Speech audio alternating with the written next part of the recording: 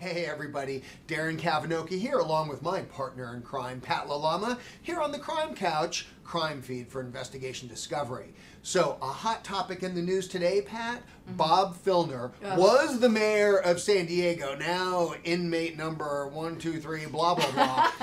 He, of course, resigned office with among the swirling allegations. Well, he saved people a lot of money in a recall election, but there were something like 18 women, maybe 19, that had accused him of some degree or another of sexual harassment. Obviously, got out of office, the subject of lots of lawsuits. Now, the hot news story is he's pled guilty to 1 felony count of false imprisonment and 2 misdemeanor counts of battery. He won't do any jail time. Not 1 day in jail, 3 months on house arrest, but he is going to lose a lot of his pension, and he does have to promise not to run for political office again. By the way, was that really necessary? I mean, were the voters going to say, bring that guy back? Here's the thing, Darren.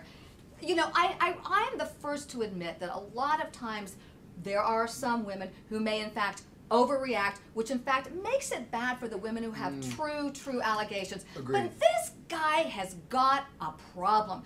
It's 2013, what really gets me about Filner, he doesn't get it. He's such a narcissist. Well, he does have to do counseling as part of this plea deal, so maybe he is going to get it now. I don't think maybe there's still hope for him. I don't think he really understands the gravity. I don't think he gets. He's one of those like old dinosaur type guys in terms of mentality, where he doesn't get that you don't do these kinds of things, particularly with among colleagues and in the workplace, but you know, generally women altogether. I agree, and what I'm about to say before you start the hate tweets, which by the way, it's just at Darren Kavanoki. At Darren Kavanoki. But no, here's the thing, there was a skit on Saturday Night Live with Tom Brady doing one of these mock sexual harassment training videos.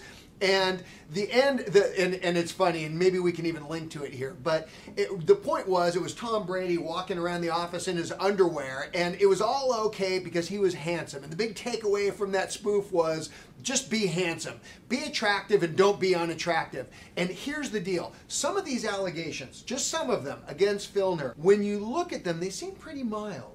And for example? Well, there was one, for example, where the allegation was that Filner grabbed a woman's hands and stood too close. He didn't understand personal boundaries, and he asked a woman out. And my take on that is that okay?